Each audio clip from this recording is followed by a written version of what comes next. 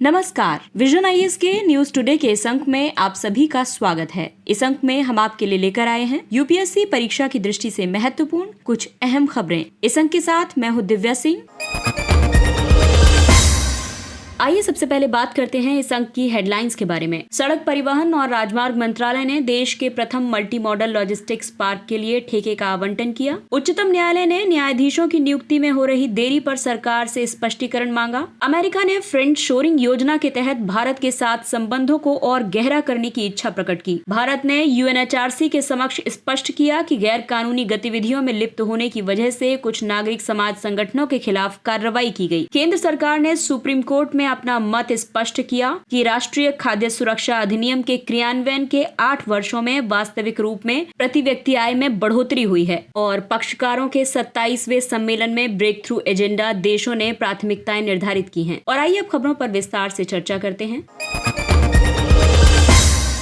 सड़क परिवहन और राजमार्ग मंत्रालय ने देश के पहले मल्टी मॉडल लॉजिस्टिक पार्क के ठेके का आवंटन किया। मंत्रालय ने चेन्नई के पास MMLP यानी मल्टी मॉडल लॉजिस्टिक्स पार्क स्थापित करने के लिए एक कंपनी को ठेका दिया है। ये पार्क घरेलू और अंतर्राष्ट्रीय यातायात के लिए आधुनिक लॉजिस्टिक्स सेवाएं प्रदान करेगा। MMLP एक इंटर मॉडल माल प्रबंधन यानी कि फ्रेट हैंडलिंग इकाई के रूप में कार्य करेगा। इस इकाई में गोदाम, समर्पित कोल्ड चेन सुविधाएं, freight terminals, bulk cargo terminals आदि शामिल होंगे।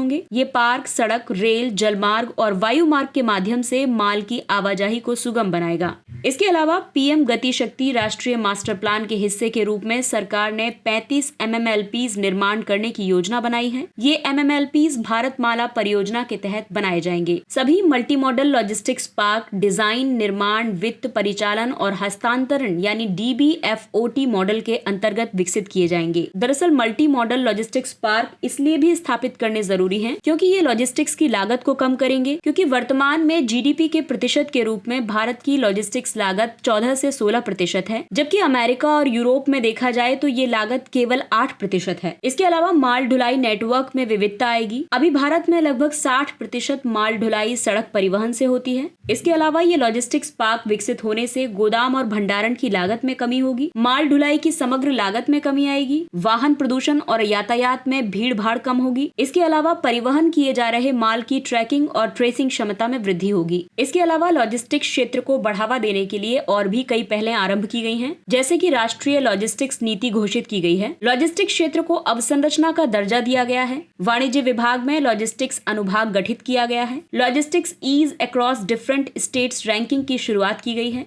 यानी लीड्स रैंकिंग शुरू की गई है। वर्तमान स्थिति यह है कि पॉइंट टू पॉइंट माल परिवहन किया जाता है और आदर्श स्थिति ये होती है कि हब एंड स्पोक मॉडल के तहत माल परिवहन किया जाए। और इस आदर्श स्थिति तक पहुंचने के लिए हमें लॉजिस्टिक्स पार्क विकसित करने होंगे, क्योंकि लॉजिस्टिक्स पार्क माल के भंडारण को सक्षम बनाते हैं। इसके अलावा लॉजिस्टिक्स पार्क सर्विस उपलब्ध कराते हैं, माल एकत्रीकरण और वितरण का जिम्मा उठाते हैं, भंडारण और वेयरहाउसिंग इसके तहत आता है। इसके अलावा मल्टी मॉडल माल परिवहन की व्यवस्था होती है और साथ ही मूल्य वर्धित सेवाएं यहाँ पर प्रदान की जाती हैं। और इसीलिए यहाँ पर कस्टम क्लियरेंस वगैरह की जितनी भी सुविधाएं होती हैं वो सारी की सारी एक ही स्थान पर मिल जाएंगी। तो इस लिहाज से भारतीय परिप्रेक्ष्य में लॉजिस्टिक्स पार्क की बहुत ज्यादा जरूरत है।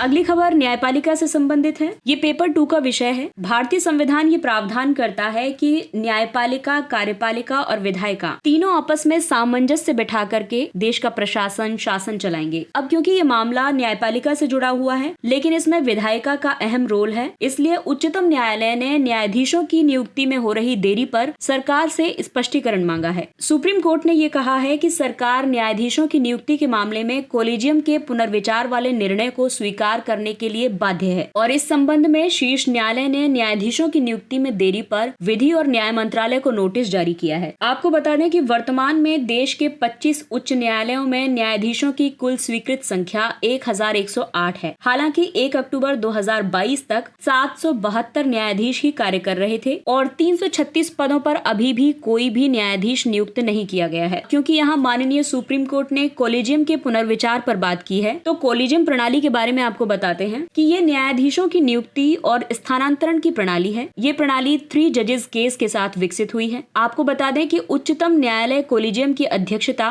भारत के मुख्य न्यायाधीश करते हैं और इसमें शीर्ष न्यायालय के 4 अन्य वरिष्ठतम न्यायाधीश शामिल होते हैं। वहीं हाईकोर्ट कोलिजियम की बात करें तो उसके अध्यक्ष उच्च न्यायालय के वर्तमान मुख्य न्यायाधीश होते हैं, जबकि 2 अन्य वरिष्ठतम न्यायाधीश इसके सदस्य होते हैं। यानी कि सुप्रीम कोर्ट का कोलिजियम 1+4 से बनता है और उच्च न्यायालय के कोलिजियम का फॉर्मूला 1+2 है। ये बेसिकली आपको याद करवाने के लिए है, तो इसको अपने दिमाग में इस तरीके से 1+4 और 1+2 का फॉर्मूला बिठा सकते हैं। तो इसके बाद कोलिजियम क्या करता है कि ये उच्चतम न्यायालय के कोलिजियम को अपनी सिफारिशें भेजता है और उसके बाद जो अंतिम निर्णय लिया जाता है वो सीजेआई की अध्यक्षता वाला कोलिजियम और उच्चतम न्यायालय के 2 वरिष्ठतम न्यायाधीश लेते हैं। उच्चतर न्यायपालिका के न्यायाधीशों की नियुक्ति केवल कोलिजियम प्रणाली के माध्यम से ही की जाती है। कोलिजियम द्वारा नाम तय किए जाने के बाद ही सरकार की भूमिका शुरू होती है। सरकार की भूमिका इंटेलिजेंस ब्यूरो द्वारा जांच कराने तक ही सीमित है, यानी कि जिन न्यायाधीशों को नियुक्त किया जाएगा सबसे पहले इंटेलिजेंस ब्यूरो के थ्रू उनकी पूरी जांच पड़ताल की जाएगी, उसके बाद उनको नियुक्त किया जाएगा। कोलिजियम प्रणाली की अपारदर्शी प्रकृति को समाप्त करने के लिए सरकार ने राष्ट्रीय न्यायिक नियुक्ति आयोग यानी NJAC विधेयक 2014 प्रस्तुत किया था। हालांकि सुप्रीम कोर्ट ने इसे खारिज कर दिया था। अब कोलिजियम व्यवस्था से संबंधित 3 जजेस का जो केस है हम आपको उसके बारे में बताते हैं। संविधान के मुताबिक उच्चतम न्यायालय और उच्च न्यायालय के प्रत्येक न्यायाधीश को न्यायपालिका के परामर्श के बाद राष्ट्रपति नियुक्त करेगा। ऐसा प्रावधान अनुच्छेद 124 और 217 में किया गया है। तो इस संबंध में जब पहला जजेस केस 1981 में आया तो उसमें सुप्रीम कोर्ट ने ये निर्णय दिया था कि यहाँ परामर्श का मतलब सहमति नहीं है। इसका मतलब ये हुआ कि राष्ट्रपति न्यायाधीशों के परामर्श को मानने के लिए बाध्य नहीं है। फिर उसके बाद दूसरा जजेस केस आया 1993 में और इस मामले में दिए गए निर्णय से कोलिजियम प्रणाली की शुरुआत हुई। इस निर्णय में ये कहा गया कि परामर्श का वास्तव में अर्थ सहमति है और शीर्ष न्यायालय ने कहा कि नियुक्ति की सिफारिश सीजेआई द्वारा अपने 2 वरिष्ठतम सहयोगियों के परामर्श से ही की जानी चाहिए। फिर अंत में आया तीसरा जजेस केस, ये 1998 में आया और इसमें यह कहा गया कि उच्चतम न्यायालय ने अपने कोलिजियम में न्यायाधीशों की संख्या को बढ़ाकर 5 कर दिया, जिसमें कि सीजेआई के अलावा उनके 4 वरिष्ठतम सहयोगी शामिल हैं। तो वर्तमान जो व्यवस्था है उसमें 1+4 जैसा कि हम पहले ही बता चुके हैं। तो फाइनली इन 3 जजेस केस के बाद में वर्तमान का जो फॉर्मूला है वो निकला है 1+4 का।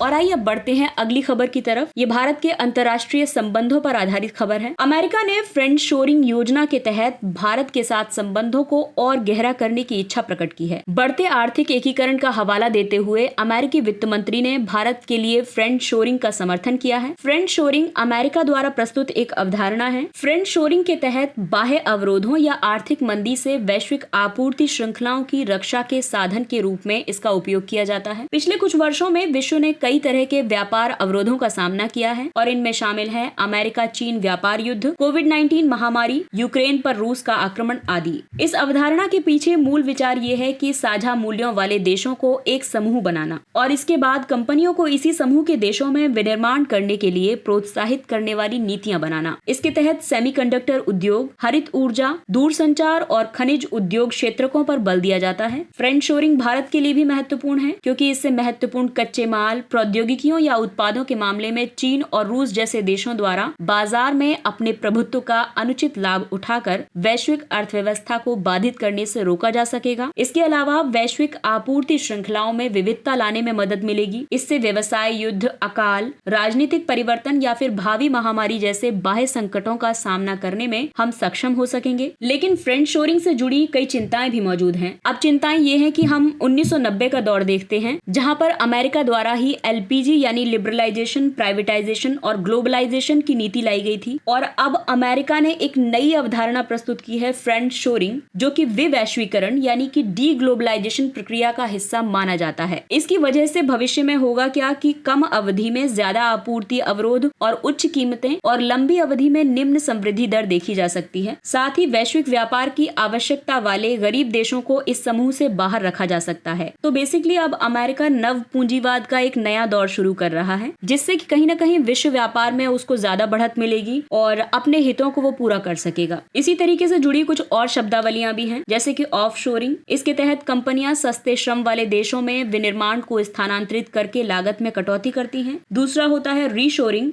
इसके तहत कंपनियां उत्पादन प्रक्रिया को वापस अपने गृह देश में संचालित करती हैं।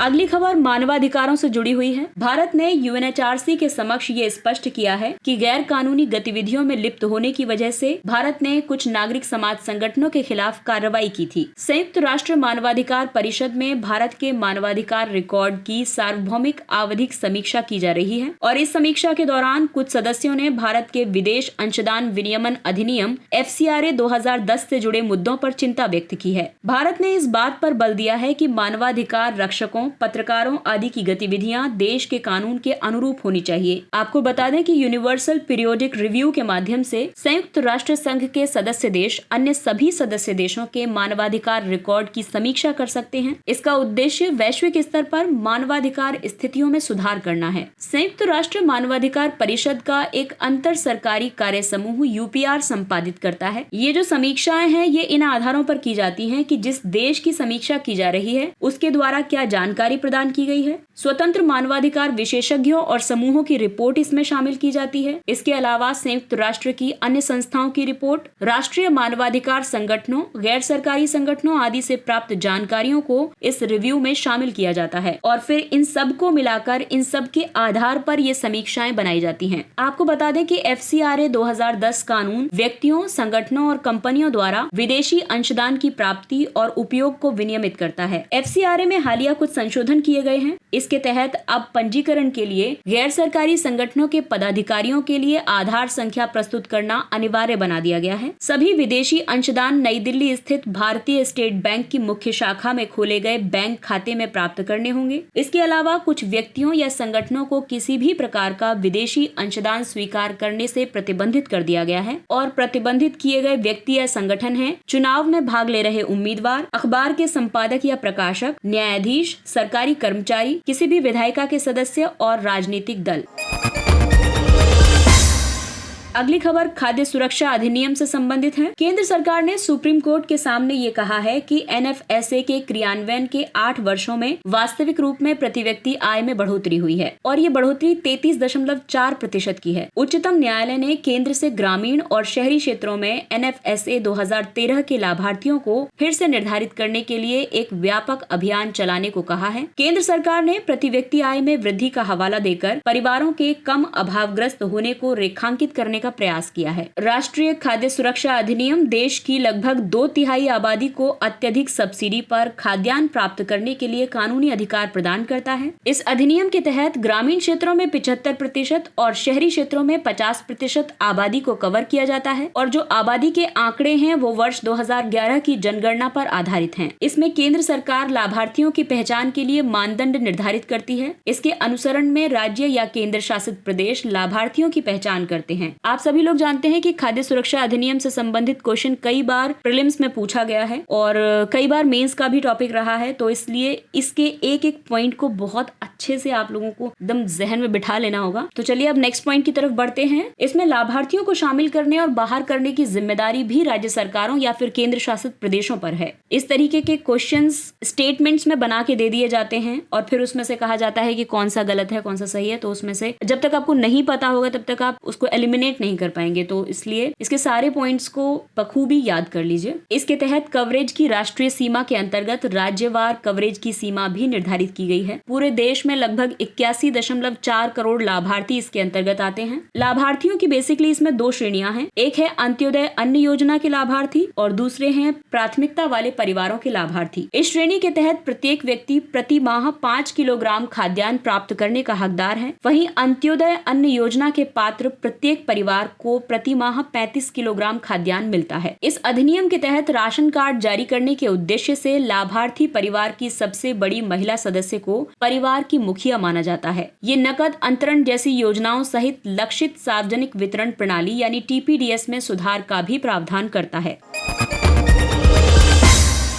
और आइए अब बात करते हैं जलवायु परिवर्तन पे हुए COP27 सम्मेलन की। पक्षकारों के 27वें सम्मेलन में ब्रेक थ्रू एजेंडा देशों ने प्राथमिकताएं निर्धारित की हैं। ब्रेक थ्रू एजेंडा पर हस्ताक्षर करने वाले देशों ने प्राथमिकता वाली कार्रवाइयों की रूपरेखा तैयार की है। इन कार्रवाइयों को COP28 जलवायु शिखर सम्मेलन से पहले सभी देशों को बांट दिया जाएगा। इससे स्वच्छ प्रौद्योगिकियों को किफायती और अधिक स्वच्छ बनाने में मदद मिलेगी। आपको बता दें कि ये ब्रेक थ्रू एजेंडा 45 वैश्विक नेताओं के गठबंधन ने COP26 में शुरू किया था। भारत भी इसका एक हस्ताक्षर करता है। ब्रेक थ्रू एजेंडा प्रमुख उत्सर्जक क्षेत्रों में अपने कार्यों को मजबूत करने के लिए देशों, व्यवसायों और नागरिक समाज को एक रूपरेखा प्रदान करता है। प्राथमिकता कार्रवाइयों का उद्देश्य बिजली, सड़क परिवहन, इस्पात, हाइड्रोजन और कृषि इन 5 प्रमुख क्षेत्रों में विकार्बनीकरण को गति प्रदान करना है। प्राथमिकता कार्रवाइयों में कई समझौते शामिल हैं, जैसे कि निम्न उत्सर्जन और लगभग शून्य उत्सर्जन वाले इस्पात, हाइड्रोजन और टिकाऊ बैटरियों के लिए सामान्य परिभाषाएं विकसित करना, आवश्यक बुनियादी ढांचा परियोजनाओं को गति प्रदान करना, पेरिस समझौते के अनुरूप प्रदूषण फैलाने वाली कारों और वाहनों को चरणबद्ध तरीके से हटाने के लिए एक साझा लक्ष्य तिथि निर्धारित करना। इसके अलावा इस ब्रेक थ्रू एजेंडे में ये भी कहा गया है कि हरित औद्योगिक वस्तुओं की वैश्विक मांग को प्रोत्साहित किया जाए और कृषि अनुसंधान, विकास तथा प्रदर्शन में निवेश को बढ़ावा दिया जाए और इन प्राथमिकता कार्रवाइयों को अलग अलग पहलों द्वारा समर्थन प्रदान किया जा रहा है। इन पहलों में शामिल है फर्स्ट मूवर्स गठबंधन। इसे COP26 में लॉन्च किया गया था, जिसका उद्देश्य औद्योगिक विकार्बनीकरण अभियान में मदद करना है। भारत इसका एक हिस्सा है। दूसरा है जलवायु निवेश कोष। ये सबसे बड़ा बहुपक्षीय जलवायु कोष है। ये भारत सहित 72 मध्यम और निम्न आय वाले देशों में परिवर्तनकारी जलवायु नवाचार पर केंद्रित है। और तीसरा है मिशन पॉसिबल पार्टनरशिप। ये प्रमुख जलवायु संबंधी संगठनों का गठबंधन है।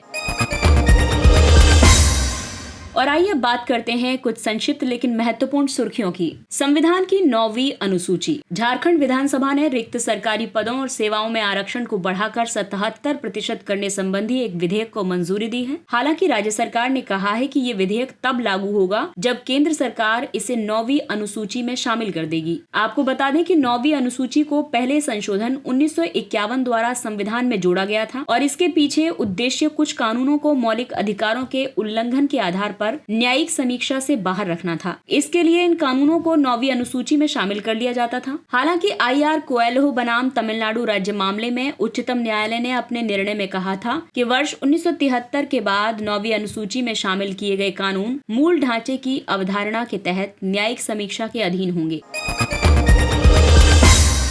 अगला टॉपिक है अनुच्छेद 142। संविधान के अनुच्छेद 142 के तहत अपनी शक्तियों का प्रयोग करते हुए उच्चतम न्यायालय ने राजीव गांधी हत्याकांड के शेष 6 दोषियों को रिहा कर दिया है। अनुच्छेद 142 उच्चतम न्यायालय की डिक्रियों और आदेशों के प्रवर्तन के बारे में है। उच्चतम न्यायालय अपने अधिकार क्षेत्र का उपयोग करते हुए ऐसी डिक्री पारित कर सकता है या ऐसा आदेश दे सकता है जो उसके समक्ष लंबित किसी भी मामले में पूर्ण न्याय करने के लिए जरूरी हो। और इस तरह से पारित कोई भी डिक्री या इस तरह से दिया गया आदेश भारत के समस्त राज्य क्षेत्र में संसद द्वारा बनाए गए कानून के अधीन प्रवर्तनीय होगा। अगला टॉपिक है मुद्रा निगरानी सूची। संयुक्त राज्य अमेरिका के ट्रेजरी विभाग ने भारत को अपनी मुद्रा निगरानी सूची से हटा दिया है। इस सूची में उन देशों को शामिल किया जाता है जिनके बारे में अमेरिका को लगता है कि वे अमेरिकी डॉलर की तुलना में अपनी मुद्रा का जानबूझकर अवमूल्यन करके अनुचित मुद्रा प्रथाओं में संलग्न हैं। इस लिस्ट में 3 मानदंडों में से 2 को पूरा करने वाली अर्थव्यवस्था को रखा जाता है। ये 3 मानदंड हैं कि अमेरिका के साथ एक महत्वपूर्ण द्विपक्षीय व्यापार अधिशेष हो, 12 महीने से ऊपर की अवधि में सकल घरेलू उत्पाद के कम से कम 2% के बराबर एक भौतिक चालू खाता अधिशेष हो, लगातार एक तरफा हस्तक्षेप किया जा रहा हो और ये तब किया जाता है जब बार बार विदेशी मुद्रा की निवल खरीद की जाती है।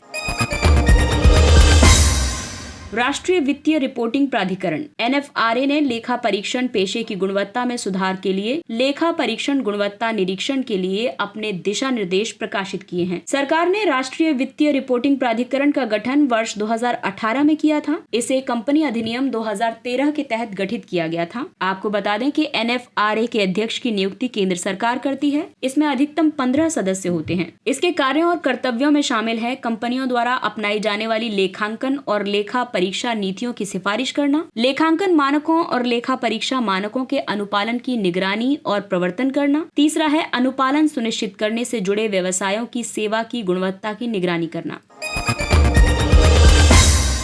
Global offshore wind alliance Goa, Belgium, Colombia, Germany, America, United Kingdom आदि सहित 9 नए देश GOWA यानी ग्लोबल ऑफशोर विंड अलायंस में शामिल हुए। गोवा बेसिकली अपतटीय पवन ऊर्जा के उपयोग में तेजी लाने के लिए सरकारों और अन्य हितधारकों को एक साथ लाएगा। इसका उद्देश्य वर्ष 2030 तक न्यूनतम 380 गीगावाट की कुल अपतटीय पवन ऊर्जा क्षमता स्थापित करने में योगदान करना है। साथ ही वर्ष 2030 से स्थापित क्षमता में प्रति वर्ष कम से कम 70 गीगावाट की वृद्धि करने में योगदान देना भी इसका उद्देश्य है। इसे अंतर्राष्ट्रीय नवीकरणीय ऊर्जा एजेंसी, डेनमार्क और वैश्विक पवन ऊर्जा परिषद ने संयुक्त रूप से लॉन्च किया है। GWEC पवन ऊर्जा उद्योग के लिए एक अंतर्राष्ट्रीय व्यापार संघ है और भारत भी इसका सदस्य है।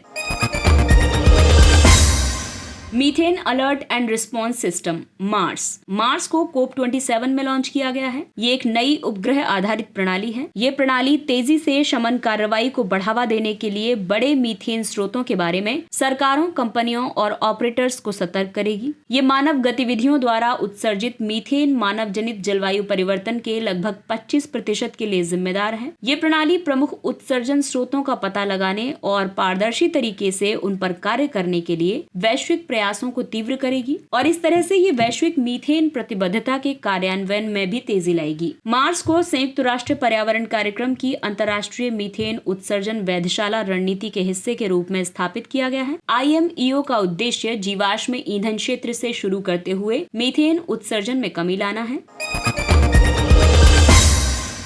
अगला टॉपिक है हिमालयन ग्रे लंगूर सेमनोपिथेकस अजाक्स। एक अध्ययन के मुताबिक ऊंचाई में अंतर हिमालयन ग्रे लंगूर को उनके मुख्य भोजन यानी पत्तियों के अलावा भोजन के विकल्प के रूप में फूलों और फलों के बीच चयन के लिए विवश करता है। हिमालयन ग्रे लंगूर या चंबा सेक्रेड लंगूर एक कोलोबाइन है। इसका मतलब होता है पत्ती खाने वाला बंदर। IUCN में इसकी स्थिति एंडेंजर्ड की है। इसे आबादी के बिखराव से संकट है। इसके अलावा वनों की कटाई, फसल खराब करने के कारण उत्पीड़न और प्रतिक्रिया में मार दिया जाता है। इसके अलावा व्यावसायिक बागवानी विस्तार की वजह से भी इसकी आबादी के समक्ष संकट उत्पन्न हो गया है।